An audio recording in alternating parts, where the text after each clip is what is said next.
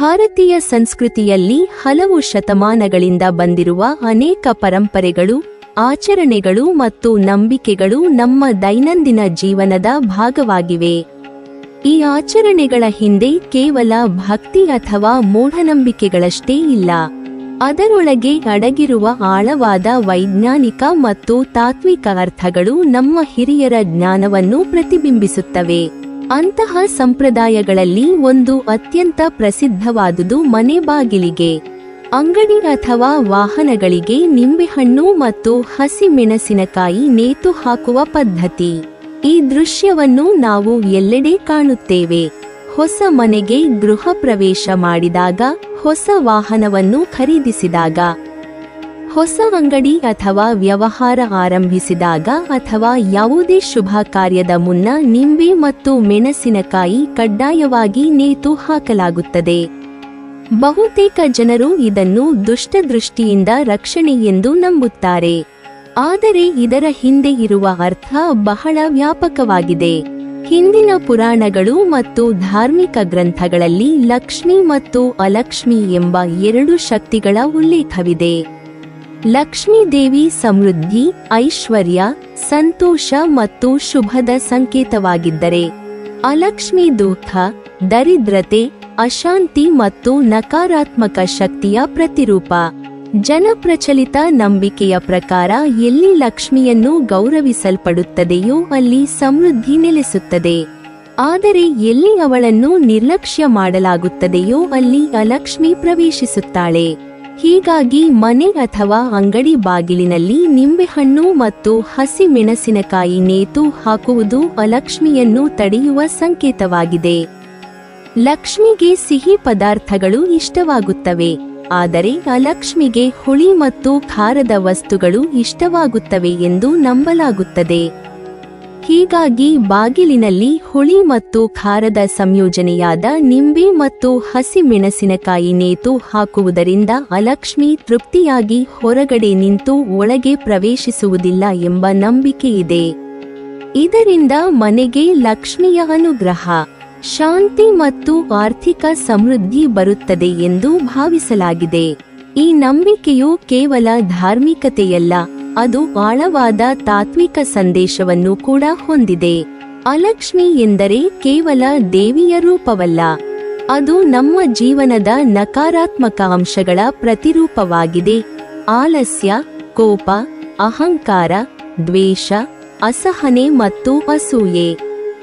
ಹೀಗಾಗಿ ನಿಂಬೆ ಮತ್ತು ಮೆಣಸಿನಕಾಯಿ ನೇತು ಹಾಕುವುದರಿಂದ ನಾವು ಈ ನಕಾರಾತ್ಮಕ ಶಕ್ತಿಗಳನ್ನು ದೂರವಿಟ್ಟು ಮನೆಯಲ್ಲಿ ಧನಾತ್ಮಕ ಶಕ್ತಿ ಮತ್ತು ಶಾಂತಿಯ ವಾತಾವರಣವನ್ನು ಉಳಿಸಬೇಕೆಂಬ ಸಂದೇಶ ಅಡಗಿದೆ. ಈ ಸಂಪ್ರದಾಯದ ಹಿಂದೆ ವೈಜ್ಞಾನಿಕ ಕಾರಣಗಳು ಇವೆ. ನಿಂಬೆಹಣ್ಣು ಪ್ರಕೃತಿಯ ಒಂದು ಅದ್ಭುತ ಫಲ. ಅದು ಸಿಟ್ರಿಕ್ ಆಮ್ಲ ಮತ್ತು ವಿಟಮಿನ್ ಸಿಯಲ್ಲಿ ಸಮೃದ್ಧವಾಗಿದೆ. ನಿಂಬೆಯ ವಾಸನೆ ಬ್ಯಾಕ್ಟೀರಿಯಾ ಮತ್ತು ಜೀವಾಣುಗಳನ್ನು ನಾಶ ಮಾಡುವ ಗುಣ ಹೊಂದಿದೆ. ನಿಂಬೆಹಣ್ಣಿನ ರಸವು ವಾತಾವರಣವನ್ನು ತಾಜಾಗೊಳಿಸುತ್ತದೆ ಮತ್ತು ಸುತ್ತಮುತ್ತಲಿನ ವಾಯು ಶುದ್ಧತೆಗೆ ಸಹಕಾರಿಯಾಗುತ್ತದೆ. ಹಸಿ ಮೆಣಸಿನಕಾಯಿಯಲ್ಲಿರುವ ಕ್ಯಾಪ್ಸೈಸಿನ್ ಎಂಬ ರಾಸಾಯನಿಕ ಅಂಶವು ಕೀಟಗಳು, ಹಾವುಗಳು ಮತ್ತು ಅಪಾಯಕಾರಿ ಜೀವಿಗಳಿಗೆ ಅಸಹ್ಯವಾದ ವಾಸನೆ ಉಂಟುಮಾಡುತ್ತದೆ. ಹೀಗಾಗಿ ಮನೆ ಅಥವಾ ಅಂಗಡಿ ಬಾಗಿಲಿಗೆ ನಿಂಬೆ ಮತ್ತು ಮೆಣಸಿನಕಾಯಿ ನೇತು ಹಾಕುವುದರಿಂದ ಅವುಗಳಿಂದ ಹೊರಹೊಮ್ಮುವ ರಸ ಮತ್ತು ವಾಸನೆ ಕೀಟಗಳನ್ನು ದೂರವಿಡುತ್ತದೆ. ಇದರ ಪರಿಣಾಮವಾಗಿ ಪರಿಸರದ ಸ್ವಚ್ಛತೆ ಕಾಪಾಡಲು ಸಹಾಯವಾಗುತ್ತದೆ. ಹಿಂದಿನ ಕಾಲದಲ್ಲಿ ಜನರು ವೈಜ್ಞಾನಿಕ ಸಾಧನಗಳನ್ನು ಬಳಸದೆ ಪ್ರಕೃತಿಯ ಅಂಶಗಳ ಮೂಲಕ ಪರಿಸರವನ್ನು ರಕ್ಷಿಸುತ್ತಿದ್ದರು. ಅದನ್ನು ಧಾರ್ಮಿಕ ನಂಬಿಕೆಯ ರೂಪದಲ್ಲಿ ಎಲ್ಲರಿಗೂ ತಿಳಿಸಿದ ಕಾರಣ ಅದು ಜನಜೀವನದಲ್ಲಿ ಬೆಸೆಯಿತು. ಹಿರಿಯರ ಕಾಲದಲ್ಲಿ ಜನರು ಪ್ರಕೃತಿಯೊಂದಿಗಿನ ನಿಕಟ ಸಂಬಂಧದಲ್ಲಿ ಬದುಕುತ್ತಿದ್ದರು. ಆ ಕಾಲದಲ್ಲಿ ನಗರಗಳು, ರಸ್ತೆಗಳು ಅಥವಾ ಆಸ್ಪತ್ರೆಗಳು ಇರಲಿಲ್ಲ. ಕಾಡು ಮಾರ್ಗಗಳಲ್ಲಿ ಸಂಚರಿಸುವಾಗ ಹಾವು, ಕೀಟ ಅಥವಾ ಪ್ರಾಣಿಗಳಿಂದ ಅಪಾಯ ಎದುರಾಗುತ್ತಿತ್ತು. ಅಂಥ ಸಂದರ್ಭದಲ್ಲಿ ನಿಂಬೆಹಣ್ಣು ಮತ್ತು ಹಸಿ ಮೆಣಸಿನಕಾಯಿ ಅವರ ಜೀವದ ರಕ್ಷಣೆಗೂ ಸಹ ಉಪಯೋಗವಾಗುತ್ತಿತ್ತು. ಬಾಯಾರಿಕೆಯಾದಾಗ ನಿಂಬೆಹಣ್ಣಿನ ರಸವನ್ನು ನೀರಿನಲ್ಲಿ ಹಿಂಡಿ ಕುಡಿಯುವುದರಿಂದ ದೇಹಕ್ಕೆ ತಾಜಾತನ ದೊರೆಯುತ್ತಿತ್ತು. ಹಾವು ಕಚ್ಚಿದರೆ ಹಸಿ ಮೆಣಸಿನಕಾಯಿ ಕಚ್ಚಿ ಪರೀಕ್ಷಿಸುತ್ತಿದ್ದರು. ಬಾಯಿಗೆ ಖಾರ ರುಚಿ ತೋರಿದರೆ ನರಗಳು ಸರಿಯಾಗಿ ಕೆಲಸ ಮಾಡುತ್ತಿವೆ ಎಂದು ಅರ್ಥ. ಅಂದರೆ ಹಾವು ವಿಷಕಾರಿ ಅಲ್ಲ.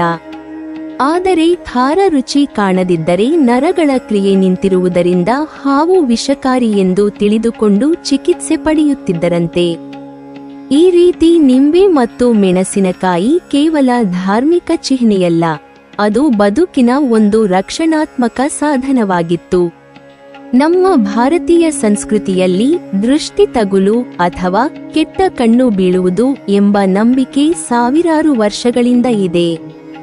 ಇದನ್ನು ಕೇವಲ ನಂಬಿಕೆಯೆಂದು ಕೆಲವರು ಪರಿಗಣಿಸಿದರೂ ಜನಜೀವನದಲ್ಲಿ ಅದು ಗಾಢವಾಗಿ ಬೆಸೆಯಲ್ಪಟ್ಟಿದೆ. ವಿಶೇಷವಾಗಿ ಚಿಕ್ಕ ಮಕ್ಕಳ ವಿಷಯದಲ್ಲಿ ಅಮ್ಮಂದಿರು ಮತ್ತು ಅಜ್ಜಿಯರು ಬಹಳ ಎಚ್ಚರಿಕೆಯಿಂದಿರುತ್ತಾರೆ.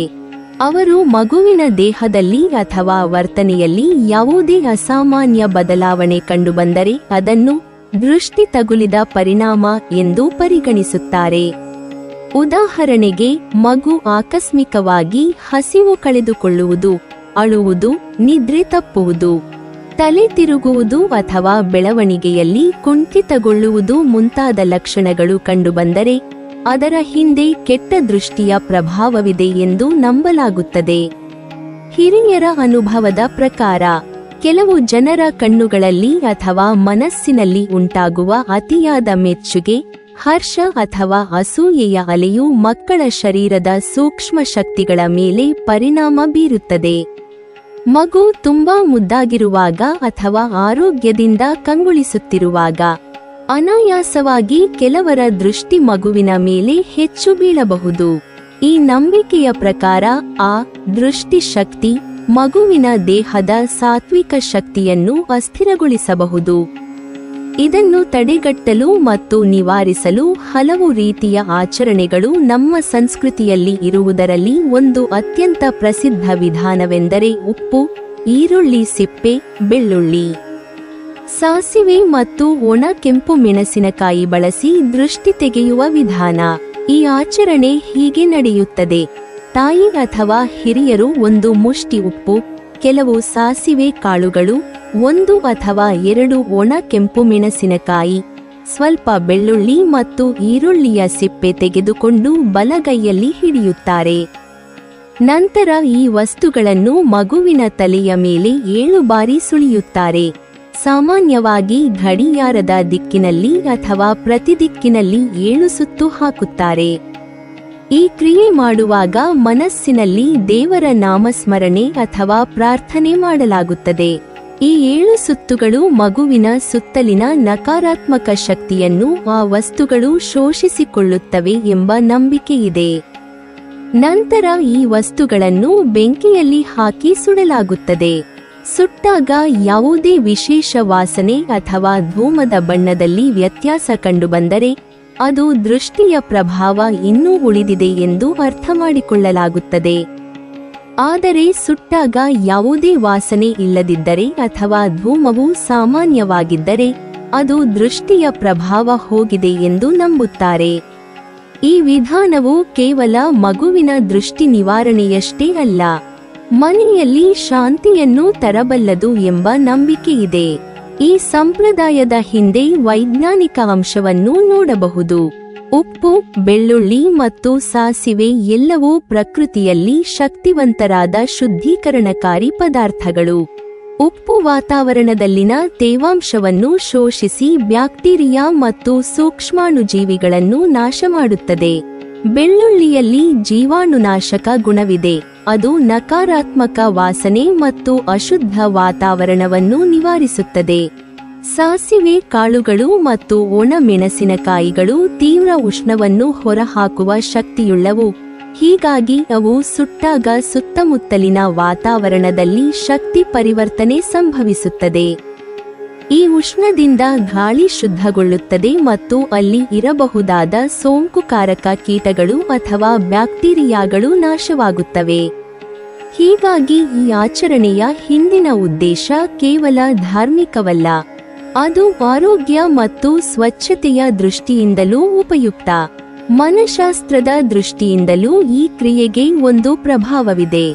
ತಾಯಿ ಅಥವಾ ಹಿರಿಯರು ಈ ವಿಧಾನವನ್ನು ನಂಬಿಕೆ ಮತ್ತು ಪ್ರೀತಿಯಿಂದ ಮಾಡುವಾಗ ಅವರ ಮನಸ್ಸಿನಲ್ಲಿ ಉಂಟಾಗುವ ಧನಾತ್ಮಕ ಶಕ್ತಿ ಮಗುವಿನ ಮೇಲೆ ಬೀಳುತ್ತದೆ. ತಾಯಿ ಅಥವಾ ಅಜ್ಜಿ ಮಗುವಿನ ಸುತ್ತ ಪ್ರಾರ್ಥನೆ ಮಾಡುವಾಗ ಅವರ ಆಲೋಚನೆಗಳು ಶುಭ ಮತ್ತು ಪ್ರೀತಿಯಿಂದ ತುಂಬಿರುತ್ತವೆ. ಇದು ಮಗುವಿನ ಮನೋಸ್ಥಿತಿಯ ಮೇಲೆ ಒಳ್ಳೆಯ ಪ್ರಭಾವ ಬೀರುತ್ತದೆ. ಮಗುವಿಗೆ ಆ ಭಾವನಾತ್ಮಕ ಭದ್ರತೆ ಸಿಗುತ್ತದೆ ಮತ್ತು ಅದರ ಶರೀರದ ಚೈತನ್ಯವೂ ಹೆಚ್ಚಾಗುತ್ತದೆ. ಹಿರಿಯರ ಅನುಭವದ ಪ್ರಕಾರ ದೃಷ್ಟಿ ತಗುಲಿದ ಮಗು ಕೆಲವೇ ದಿನಗಳಲ್ಲಿ ಚುರುಕಾಗುತ್ತದೆ, ನಗುವು ಹೆಚ್ಚಾಗುತ್ತದೆ ಮತ್ತು ನಿದ್ರೆ ಸರಿಯಾಗುತ್ತದೆ. ಅಂದರೆ ನಂಬಿಕೆಯು ಮನಸ್ಸಿಗೆ ಶಾಂತಿಯನ್ನು ತಂದುಕೊಡುತ್ತದೆ. ಮನಸ್ಸಿನ ಶಾಂತಿಯು ದೇಹದ ಶಕ್ತಿಯನ್ನು ಹೆಚ್ಚಿಸುತ್ತದೆ ಎಂಬ ಪರೋಕ್ಷವಾದ ತಾತ್ವಿಕ ಅರ್ಥವು ಇದರಲ್ಲಿ ಅಡಗಿದೆ. ಈ ಸಂಪ್ರದಾಯವು ಭಾರತೀಯ ಕುಟುಂಬದ ಪಾರದರ್ಶಕ ಸಂಬಂಧಗಳನ್ನು ಕೂಡ ಪ್ರತಿಬಿಂಬಿಸುತ್ತದೆ. ಹಿರಿಯರು, ವಿಶೇಷವಾಗಿ ಅಜ್ಜಿಯರು ಅಥವಾ ತಾಯಂದಿರು, ಮಕ್ಕಳ ಆರೈಕೆಯಲ್ಲಿ ತಮ್ಮ ಅನುಭವ ಮತ್ತು ನಂಬಿಕೆಗಳನ್ನು ಈ ರೀತಿಯಲ್ಲಿ ಪೀಳಿಗೆಯಿಂದ ಪೀಳಿಗೆಗೆ ಹಂಚಿಕೊಂಡಿದ್ದಾರೆ. ಅವರು ವೈದ್ಯಕೀಯ ಜ್ಞಾನಕ್ಕಿಂತಲೂ ಹೆಚ್ಚು ಪ್ರಕೃತಿಯ ಮತ್ತು ಮನಸ್ಸಿನ ಶಕ್ತಿಯನ್ನು ನಂಬುತ್ತಿದ್ದರು. ಇಂದು ವೈದ್ಯಕೀಯ ವಿಜ್ಞಾನ ಬೆಳೆಯುತ್ತಿದ್ದರೂ ಸಹ ಇಂತಹ ನಂಬಿಕೆಗಳ ಹಿಂದಿನ ಮೂಲ ಅರ್ಥ ಮಗುವಿನ ಶ್ರೇಯಸ್ಸು, ಶಾಂತಿ ಮತ್ತು ರಕ್ಷಣೆಯ ಬಗ್ಗೆ ಕಾಳಜಿ, ಅಂದರೆ ಪ್ರೀತಿ ಮತ್ತು ಆಶೀರ್ವಾದದ ರೂಪದಲ್ಲಿಯೇ ಉಳಿದಿದೆ. ಹೀಗಾಗಿ ಉಪ್ಪು, ಈರುಳ್ಳಿ ಸಿಪ್ಪೆ, ಬೆಳ್ಳುಳ್ಳಿ, ಸಾಸಿವೆ ಮತ್ತು ಒಣಮೆಣಸಿನಕಾಯಿ ಬಳಸಿ ದೃಷ್ಟಿ ತೆಗೆಯುವ ಸಂಪ್ರದಾಯವು ಕೇವಲ ಅಂಧನಂಬಿಕೆ ಎಂದು ನೋಡಬಾರದು. ಅದು ಒಂದು ಪಾರಂಪರಿಕ ಶ್ರದ್ಧೆಯ ಸಂಕೇತ. ಅದು ನಮ್ಮ ಹಿರಿಯರ ಅನುಭವದ ಸಾರ. ಇದರ ಮೂಲಕ ಅವರು ನಮ್ಮ ಮನೆಯಲ್ಲಿ ಶುದ್ಧತೆ, ಮನಸ್ಸಿನಲ್ಲಿ ಶಾಂತಿ ಮತ್ತು ಮಗುವಿನ ದೇಹದಲ್ಲಿ ಚೈತನ್ಯ ಉಳಿಸಬೇಕೆಂಬ ಪಾಠವನ್ನು ನೀಡಿದ್ದಾರೆ. ಪ್ರತಿಯೊಂದು ಸಂಪ್ರದಾಯವೂ ಒಂದು ಅರ್ಥಪೂರ್ಣ ವಿಜ್ಞಾನವನ್ನು ಒಳಗೊಂಡಿದೆ. ನಾವು ಅದನ್ನು ಅರ್ಥ ಮಾಡಿಕೊಂಡಾಗ ನಂಬಿಕೆಯು ಜ್ಞಾನವಾಗಿ, ಜ್ಞಾನವು ನಂಬಿಕೆಯಿಂದ ಜೀವರೀತಿಯಾಗಿ ರೂಪಾಂತರಗೊಳ್ಳುತ್ತದೆ. ಹೀಗಾಗಿ ಈ ರೀತಿಯ ಪಾರಂಪರಿಕ ಕ್ರಮಗಳು ನಮ್ಮ ಸಂಸ್ಕೃತಿಯ ವೈಜ್ಞಾನಿಕ ಮೌಲ್ಯ ಮತ್ತು ಮಾನಸಿಕ ಶಾಂತಿಯ ಸೌಂದರ್ಯವನ್ನು ಪ್ರತಿಬಿಂಬಿಸುತ್ತವೆ. ಮನಃಶಾಸ್ತ್ರದ ದೃಷ್ಟಿಯಿಂದ ನೋಡಿದರೆ ನಿಂಬೆ ಮತ್ತು ಮೆಣಸಿನಕಾಯಿ ನೇತು ಹಾಕಿರುವುದನ್ನು ನೋಡುವುದೇ ಒಂದು ರಕ್ಷಣೆಯ ಭಾವನೆ ನೀಡುತ್ತದೆ. ನಮ್ಮ ಮನೆ ಅಥವಾ ವಾಹನ ದುಷ್ಟ ದೃಷ್ಟಿಯಿಂದ ರಕ್ಷಿತವಾಗಿದೆ ಎಂಬ ಭಾವನೆಯು ಮನಸ್ಸಿಗೆ ಧೈರ್ಯ ನೀಡುತ್ತದೆ. ಈ ವಿಶ್ವಾಸದಿಂದ ನಕಾರಾತ್ಮಕ ಚಿಂತನೆಗಳು ದೂರವಾಗುತ್ತವೆ, ಮನಸ್ಸು ಶಾಂತವಾಗುತ್ತದೆ. ನಂಬಿಕೆಯು ಹೇಗೆ ಇರಲಿ, ಅದು ಧನಾತ್ಮಕ ಮನೋಭಾವವನ್ನು ಉಂಟುಮಾಡುವುದು ಮುಖ್ಯ. ನಮ್ಮ ಹಿರಿಯರು ಇಂತಹ ನಂಬಿಕೆಗಳ ಮೂಲಕ ಸಮಾಜದಲ್ಲಿ ಒಗ್ಗಟ್ಟನ್ನು, ವಿಶ್ವಾಸವನ್ನು ಮತ್ತು ನೈತಿಕ ಬಲವನ್ನು ಬೆಳೆಸಿದರು. ನಿಂಬೆಹಣ್ಣು ಮತ್ತು ಹಸಿ ಮೆಣಸಿನಕಾಯಿ ನೇತು ಹಾಕುವ ಸಂಪ್ರದಾಯವು ಹೀಗಾಗಿ ಕೇವಲ ಧಾರ್ಮಿಕ ಆಚರಣೆ ಮಾತ್ರವಲ್ಲ, ಅದು ಪ್ರಕೃತಿಯೊಂದಿಗೆ ಮಾನವನ ನಂಟಿನ ಪ್ರತೀಕವಾಗಿದೆ. ಇದರ ಮೂಲಕ ನಾವು ಪ್ರಕೃತಿಯ ಶಕ್ತಿಗಳನ್ನು ಗೌರವಿಸುತ್ತೇವೆ, ನಮ್ಮ ಜೀವನದಲ್ಲಿ ಧನಾತ್ಮಕತೆ ಮತ್ತು ಶಾಂತಿಯನ್ನು ಆಹ್ವಾನಿಸುತ್ತೇವೆ. ಹಿರಿಯರು ಈ ಪದ್ಧತಿಗಳ ಮೂಲಕ ನಮಗೆ ಹೇಳಬೇಕಾಗಿದ್ದ ಸಂದೇಶ ಸ್ಪಷ್ಟ: ಪ್ರಕೃತಿಯ ಅಂಶಗಳ ಮೂಲಕ ನಿಮ್ಮ ಜೀವನವನ್ನು ರಕ್ಷಿಸಿ, ನಕಾರಾತ್ಮಕತೆಯಿಂದ ದೂರವಿರಿ, ಶುದ್ಧತೆ ಮತ್ತು ಶಾಂತಿಯನ್ನು ಕಾಪಾಡಿಕೊಳ್ಳಿ. ಇದರಿಂದ ಸ್ಪಷ್ಟವಾಗುತ್ತದೆ, ಈ ಸಂಪ್ರದಾಯದ ಹಿಂದೆ ಮೂಢನಂಬಿಕೆ ಇಲ್ಲ. ಅದು ಪ್ರಕೃತಿ ಜ್ಞಾನ, ವೈಜ್ಞಾನಿಕ ಅರ್ಥ, ಧಾರ್ಮಿಕ ಶಕ್ತಿ ಮತ್ತು ಮಾನಸಿಕ ಶಾಂತಿಯ ಸುಂದರ ಸಂಯೋಜನೆಯಾಗಿದೆ. ನಮ್ಮ ಸಂಸ್ಕೃತಿ ಎಂದರೆ ಕೇವಲ ದೇವರನ್ನು ಆರಾಧಿಸುವ ವಿಧಾನವಲ್ಲ, ಅದು ಬದುಕನ್ನು ಪ್ರಕೃತಿಯ ನಿಯಮಗಳಿಗೆ ಹೊಂದಿಕೊಂಡು ನಡೆಸುವ ತತ್ವಶಾಸ್ತ್ರವಾಗಿದೆ. ಹೀಗಾಗಿ ಮನೆ ಬಾಗಿಲಿಗೆ ಅಥವಾ ವಾಹನಗಳಿಗೆ ನಿಂಬೆಹಣ್ಣು ಮತ್ತು ಹಸಿ ಮೆಣಸಿನಕಾಯಿ ನೇತು ಹಾಕುವುದು ನಂಬಿಕೆಯ ಅಂಶವಿದ್ದರೂ ಅದು ಒಂದು ಪಾಠವನ್ನು ನೀಡುತ್ತದೆ: ನೀವು ಶುದ್ಧತೆ, ಶಾಂತಿ ಮತ್ತು ಧನಾತ್ಮಕ ಶಕ್ತಿಯನ್ನು ಕಾಯ್ದುಕೊಂಡರೆ ಲಕ್ಷ್ಮಿಯು ಸದಾ ನಿಮ್ಮ ಮನೆಯೊಳಗೆ ನೆಲೆಸುತ್ತಾಳೆ. ನೀವಿನ್ನೂ ನಮ್ಮ ಚಾನೆಲ್ ಅನ್ನು ಸಬ್ಸ್ಕ್ರೈಬ್ ಮಾಡಿಲ್ವಾ? ಹಾಗಾದರೆ ಈ ಕೂಡಲೇ ನಮ್ಮ ಇಂದ್ರಜಾಲ ಚಾನೆಲ್ ಅನ್ನು ಸಬ್ಸ್ಕ್ರೈಬ್ ಮಾಡಿ ಮತ್ತು ಪಕ್ಕದಲ್ಲಿರುವ ಬೆಲ್ ಐಕಾನ್ ಅನ್ನು ಕ್ಲಿಕ್ ಮಾಡಿದರೆ ನಮ್ಮ ಹೊಸ ವಿಡಿಯೋಗಳನ್ನು ನೀವು ನೋಡಬಹುದು.